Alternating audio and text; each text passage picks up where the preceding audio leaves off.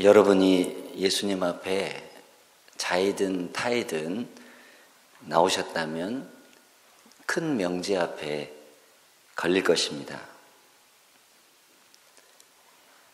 너는 할 수 없다. 너 힘으로 절대 못한다. 그 명제를 하나로 묶는다면 너는 죄인이다.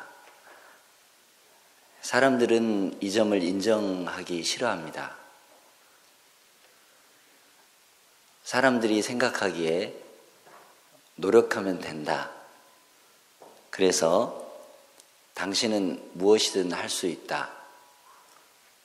저력과 가능성이 있다. 그러므로 낭망하지 말고 최선을 다해라. 세상은 할 수 있다. 다시 말해 내 스스로 구원에 이를 수 있다. 이렇게 말합니다. 그러나 성경은 이 점에 대해서는 너무나 잔인합니다. 날카롭습니다. 사정없이 깎아치웁니다. 너 못한다. 오늘 읽은 본문도 그러합니다. 기록된 바 의인은 없나니 하나도 없다. 깨닫는 자도 없고 하나님을 찾는 자도 없다. 다 치우쳐 함께 무익하게 되고 선을 행하는 자는 없나니 하나도 없도다. 한 사람도 자기 스스로 자기 힘 가지고 하나님을 찾을 수 없습니다.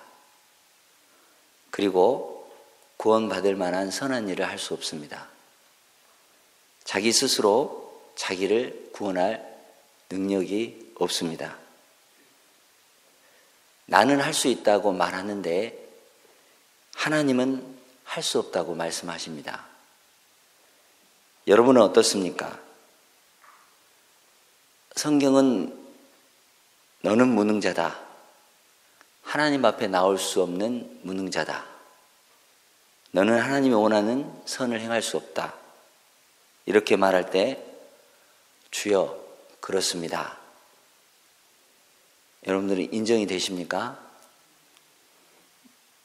그러면 왜 이렇게 인간이 무능한가? 죄 때문입니다. 내가 범죄하지 않고 하나님, 아담이 범죄했는데 왜 이렇게 제가 그거를 받아야 됩니까? 질문할 수도 있습니다. 아담은 우리를 대표해서 죄를 범한 사람입니다. 한번 질문 한번 해볼까요? 아담이 사단에게 시험을 받았습니까? 그러면 하와는 사단에게 시험을 받았습니까? 하와는 사단에게 시험을 받았습니다. 아담은 사단에게 시험을 받은 게 아니라 부인 말 들은 겁니다. 억지로 들었겠습니까? 자발적으로 들었겠습니까? 남자들 한번 대답해 보십시오. 자발적으로 부인 말 듣습니다. 남자의 천성이 그렇습니다. 여기 계신 목사님들도 저도 그렇습니다. 아담은 사단에게 직접 유혹을 받은 게 아닙니다. 아내 말 들은 것 뿐입니다. 그러니까 자기 의지를 가지고 자발적으로 죄를 범한 겁니다. 하나님께서 아담에게 선언한 죄의 값은 죽음입니다. 육체적으로 죽는 것뿐만 아니라 영적으로 죽었습니다. 곧바로 죽은 게 아니라 930년 이상 살고 죽었습니다. 그런데 양심이 마비가 된 겁니다. 하나님께서 아담에게 너는 죄인이다. 이제 너는 죽었다 했다면 우리도 다 같이 죽은 것입니다. 그래서 로마서 5장 19절에 한 사람이 순종하지 아니함으로 많은 사람이 죄인 되고 5장 12절에 보면 그러므로 한 사람으로 말미암아 죄가 세상에 들어오고 죄로 말미암아 사망이 들어왔나니 이와 같이 모든 사람이 죄를 지었으므로 사망이 모든 사람에게 이르렀느니라. 죄를 한 사람이 지었지만 죄의 용납은 전 인류를 망친 것입니다. 한 사람이 범죄했지만 죄가 오는 공에는 모든 인류의 영혼을 완전한 무능자로 만들어버렸습니다. 어떤 의미의 무능자냐? 하나님 앞에 자기 스스로 걸어가지 못하는 무능자입니다. 하나님이 원하는 선을 행할 수 없는 무능자입니다. 죄악의 고약한 독소가 우리 영혼 깊은 곳을 마비시켰기 때문에 하나님 앞에 무엇을 할 수 있는 능력은 완전히 상실해버린 그런 무력자가 되어버렸다라는 겁니다. 왜 인간은 자꾸 할 수 없다고만 말하느냐? 시간이 지나면 지날수록 과학, 의학, 기술 모든 것이 발전하는데 우리가 이렇게 반문할 수 있습니다. 예를 들어 보겠습니다. 여러분들 고아원에 가보셨습니까? 아이들이 자기 엄마 아빠 있다고 말합니다. 다 압니다. 엄마 아빠가 있다고 막연한 인식이 있기 때문에, 본능적인 인식이 있기 때문에 남자만 보면 아빠요, 여자만 보면 엄마라고 생각합니다. 그런데 엄마 아빠를 찾지 못합니다. 어디에 있는지 알 수 없습니다. 마찬가지로 우리 인간의 마음에 하나님을 발견하려는 막연한 갈망이 있습니다. 또 피조물에게 그러한 것들을 하나님은 숨겨주셨고 본능적으로 알 수 있습니다. 지식도 있습니다. 의식도 있습니다. 그러나 그것이 하나님 앞으로 직접 갈 수 있느냐? 천만에요. 그것 가지고는 하나님 앞에 갈 수 없습니다. 만약에 인간에게 선을 행할 능력이 있어서 자기 의지를 가지고 하나님 앞으로 갈 수 있고 하나님이 원하시는 선을 행할 수 있다고 만약 생각한다면 큰 착각이요 교만입니다. 마치 그것은 날개 부러진 새가 날 수 있는 자유는 있으나 날 수 있다고 생각하는 것과 같습니다. 날개 부러진 새는 날 수 있는 자유는 있지만 날지는 못합니다. 물이 흐를 수 있으니까, 물이 흘러가는 능력이 있으니까 물은 산 꼭대기로 기어 올라갈 수 있다라고 생각하는 것과 같습니다. 어리석습니다. 사람이 아무리 의지력이 있고 사람이 아무리 양심적으로 살아가려고 하는 자기 욕구가 있을지라도 그 욕구는 죄로 인해서 무능력하게 된 욕구일 뿐입니다. 그러니 하나님을 찾는 데는 무력합니다. 전혀 맥을 쓰지 못합니다. 그러면 하나님을 위해서 무엇인가 할 수 있다면 그것은 무엇이냐?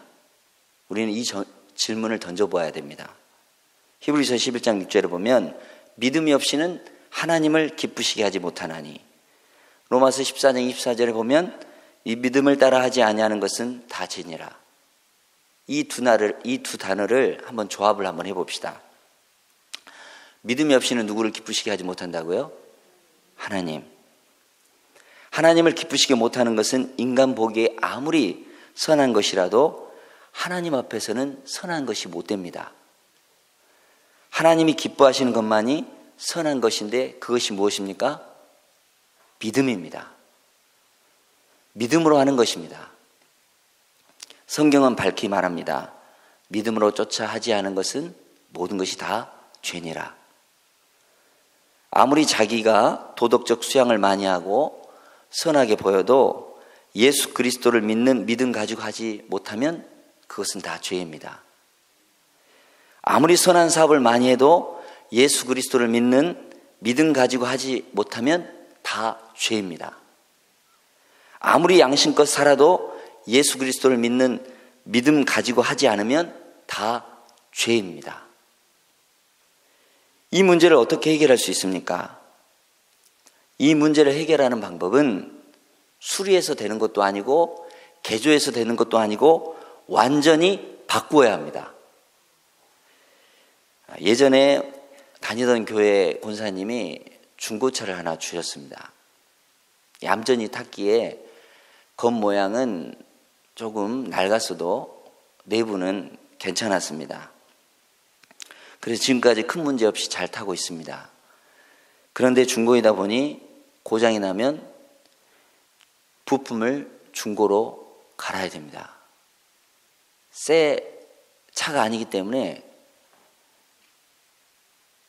새 걸로 갈면 손해입니다. 중고로 갈아야 됩니다. 그런데 아무리 중고품을 갈아 끼운들 그 차가 새 차가 되지 않습니다. 여러분, 마음을 적당히 수리하고 적당히 개조해서 되는 것이 아닙니다.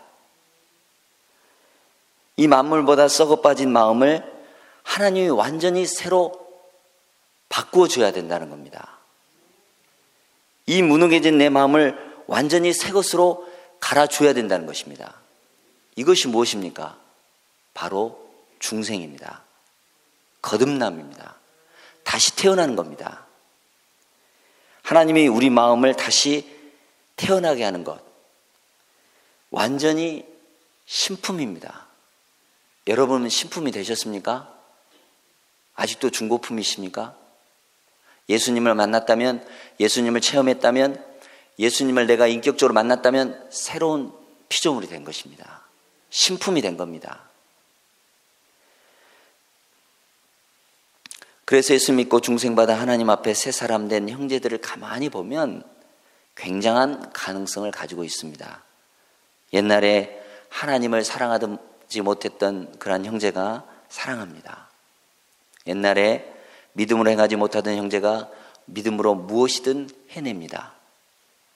옛날에 하나님의 뜻을 따라 순종하지 못한 자녀가 감사하고 순종합니다. 그리고 더 풍성하게 됩니다. 이게 바로 예수님 믿는 깊은 은혜입니다. 달라졌습니다. 왜 달라졌는지 아십니까? 과거에 무능했던 것이 나에게 왜 가능한지 아십니까? 하나님이 새 것으로 바꾸어 놓았기 때문입니다. 새 것으로 바꾸었습니다. 예수 믿고 변화된 어떤 집사님 이야기입니다. 가족 친척 모임이 있어서 이야기할 기회가 있어서 5분만 달라고. 그래서 1년 반도 안 된 이 집사님이 예수 믿으니까 너희들을 위해서 기도를 해줘야 되겠다라는 마음이 강하게 들었다는 겁니다.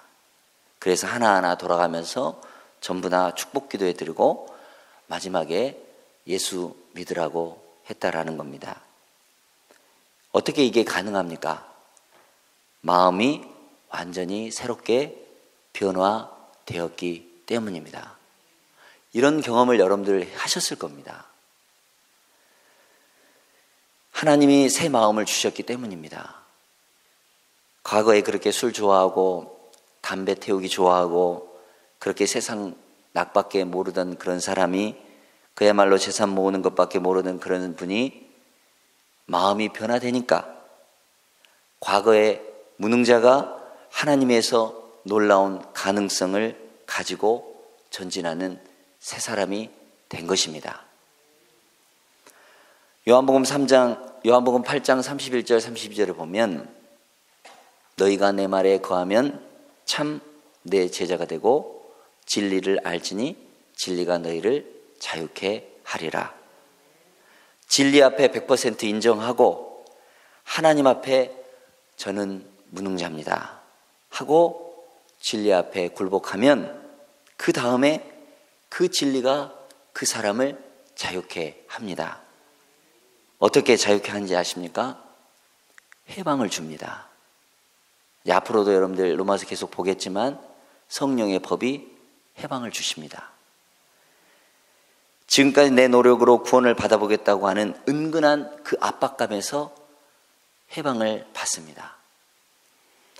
지금까지 은근히 수양이나 하면 되겠다, 양심대로 살면 되겠다, 이 책임감을 느끼던 책임감에서 해방이 됩니다.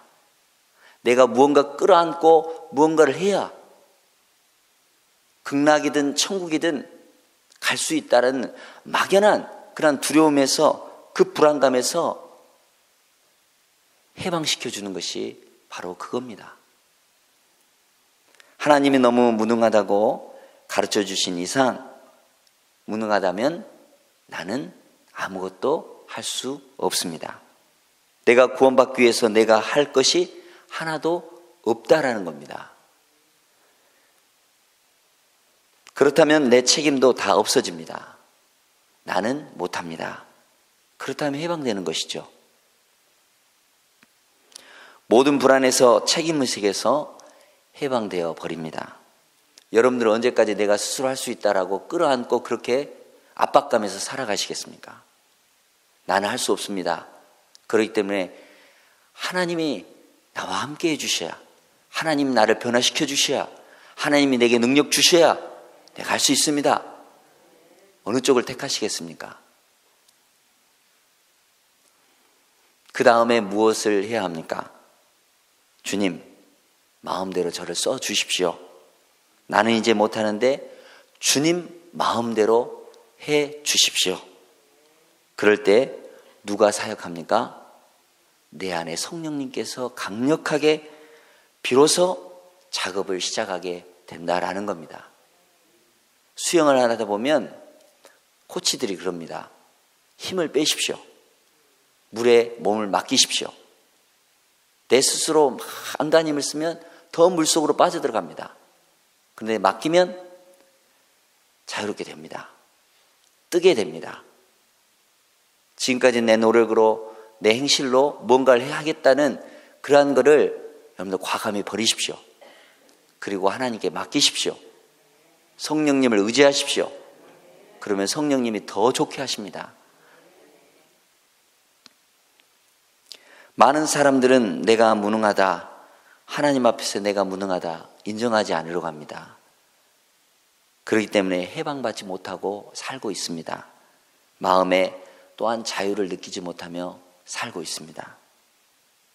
그래도 끝까지 내가 무언가 해야 되지 않나? 하나라도 해야 되지 않나? 이런 생각을 가지고 항상 하나님 앞에 대결합니다. 교만한 마음입니다. 우리 16, 17, 18절을 한번 읽어보겠습니다. 파멸과 고생이 그 길에 있어 평강의 길을 알지 못하였고 그들의 눈앞에 하나님을 두려움이 없느니라. 교만한 사람, 악을 행하는 사람, 죄인의 길이 바로 이렇습니다. 평강이 없습니다. 파멸과 고생뿐입니다. 결국은 죽음이죠. 하나님은 이런 사람을 상실한 마음 그대로 내버려 두신다고 정말 경고하고 있습니다. 무서운 이야기입니다. 이런 교만한 마음이 있으니까 구원받을 필요조차 느끼지 못하며 사형선고를 언도받았다고 우리는 말씀을 배웠습니다. 배가 침몰해 가는데 나를 살려달라고 손들 이유가 없는 사람처럼 무감각한 사람들이 많습니다. 이 지경인데도 끝까지 고집부리며 완고하게 되어 심판대 앞에 놓인 그 영혼들이 우리 주변에는 너무나 많습니다.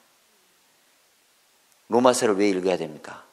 로마서를 왜 깊이 여러분들 살펴야 됩니까? 우리에게 예수 그리스도의 복음을 주신 이유가 있다면 이 영혼들을 내버려 두어서는 안 된다는 겁니다. 이방인도 유대인도 모두 다 죄인이라면 예수 복음밖에는 살 길이 없다. 우리는 이 말씀을 다시 한번 받아들여야 됩니다. 예수 그리스도가 무능한 나를 위해 십자가에서 살 찢기고 피 흘려 주셨습니다. 예수님이 빌려주심으로 우리는 죄 용서함 받고 하나님의 자녀가 되었습니다.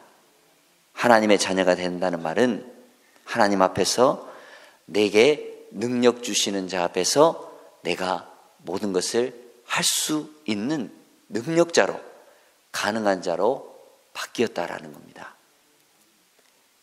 옛날에는 하나님에 의해서 아무것도 할 수 없었지만 지금은 무엇이든 할 수 있는 사람으로 바뀌었다라는 겁니다. 이 놀라운 역사를 주신 분이 바로 예수님이십니다. 복음입니다. 예수 십자가입니다. 그의 피요 보혈입니다. 여러분은 이 십자가를 통해서 새 사람 되시기를 바랍니다. 하나님께서 예수 그리스도의 십자가의 보혈을 통해서 새로운 피조물을 만들어 주십니다. 이것이 바로 하나님이 신자에게 주신 놀라운 축복입니다. 이 축복이 여러분들 모두에게 있기를 바랍니다.